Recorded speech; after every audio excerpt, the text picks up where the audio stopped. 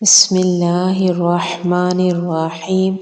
السلام علیکم ورحمۃ اللہ وبرکاتہ۔ حضرت فاروق اعظم رضی اللہ تعالی عنہ نے ایک مرتبہ دوران سفر جابیہ میں خطاب کرتے ہوئے فرمایا کہ ایک مرتبہ نبی صلی اللہ علیہ وسلم اسی طرح خطبہ ارشاد فرمانے کے لیے کھڑے ہوئے جیسے میں کھڑا ہوا ہوں، اور فرمایا کہ میں تمہیں اپنے صحابہ کے ساتھ بھلائی کی وصیت کرتا ہوں۔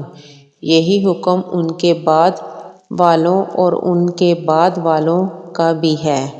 اس کے بعد جھوٹ اتنا عام ہو جائے گا کہ گواہی کی درخواست سے قبل ہی آدمی گواہی دینے کے لیے تیار ہو جائے گا۔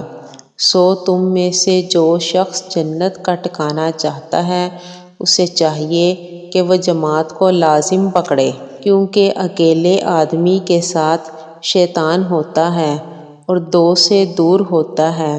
یاد رکھو تم میں سے کوئی شخص کسی عورت کے ساتھ خلوت میں نہ بیٹھے، کیونکہ ان دو کے ساتھ تیسرا شیطان ہوتا ہے، اور جس شخص کو اپنی نیکی سے خوشی اور برائی سے غم ہو وہ مومن ہے۔